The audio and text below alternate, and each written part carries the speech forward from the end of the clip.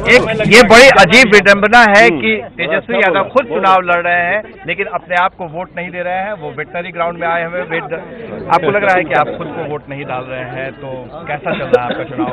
आपकी धड़कन कितनी तेज है?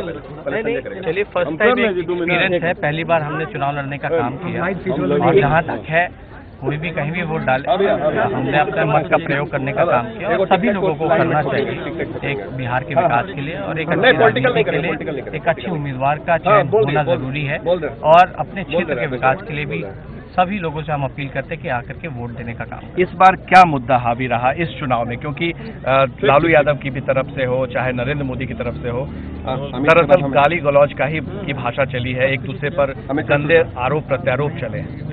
देखिए, जिस हिसाब की जो बयानबाजी जिस तरह के बीजेपी के नेताओं बाद में ही प्ले कर लेंगे, सुशील मोदी जी और गिरिराज सिंह को अगर आप देखें तो ऐसा लग रहा था कि दोनों में कंपटीशन चल रहा है कि कौन कितना गाली दे सकता है।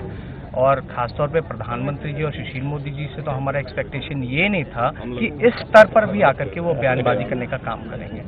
हालांकि जो मुद्दा जो हावी रहा, जब उनको लगा कि रिजर्वेशन के मामले में, आरक्षण के मामले में वो बैकफुट पे हैं, तब से माहौल देखे कि बदल सा गया है, तब से मेरे ख्याल से उन लोगों ने आपा अपना खोने का काम किया। जो संयम था वो उन लोगों ने खोने का काम किया और जो स्थिति बिहार की जो 2 फेजों का जो इलेक्शन हो गया, तीसरा दौर चल रहा है, तो इसको देखते हुए भी मेरे ख्याल से वो लोग काफी डेमोलाइज थे।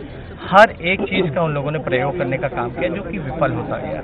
और जिस हिसाब से जो देश की जो हालत है, किसी के मुंह पे काली कोट दिया जाता है तो कोई साहित्यकार अपना पुरस्कार वापस कर दिया जाता है, तो कहीं दलित बच्चों को जला दिया जाता है। जो लालू जी ने, हम लोगों ने शुरू में ही कहा था कि ये देश टूटने के कगार पे आ गया है और न्यूयॉर्क टाइम्स में हमने एक आर्टिकल पढ़ा, उसमें देखा गया है कि सबसे ज्यादा अगर राइट्स हुए तो प्रधानमंत्री जी मोदी जी के बनने के बाद छोटे मोटे ऐसे हिंसे ज्यादा बढ़ गए हैं। तो आपको लगता है कि जंगल राज को लेकर जो सवाल उठाया गया पूरे चुनाव में, ये कितना कारगर रहा उनके लिए? आपके मेरे ख्याल से ये कोई इशू नहीं रहा, जनता ने इसे बाय नहीं किया, ये कोई इशू नहीं। जो एजेंडा जो साफ था बिहार के विकास, नीतीश कुमार जी का जो नारा था न्याय के साथ विकास, लालू जी का जो हमारे पार्टी का जो नारा था सामाजिक न्याय के साथ आर्थिक न्याय देने का, इस एजेंडे पे हम लोग कायम थे।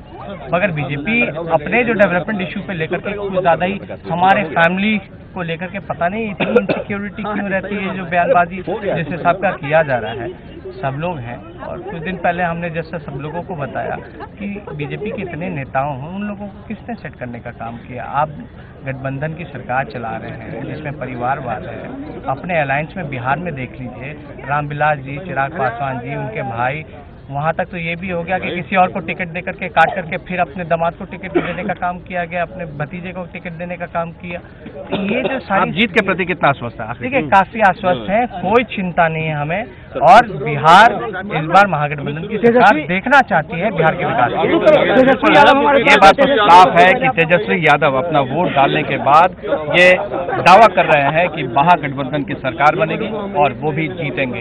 हालांकि 8 तारीख को जब मतगणना होगा तो उस वक्त ये तय होगा कि आखिर कौन बना बिहार का मुख्यमंत्री।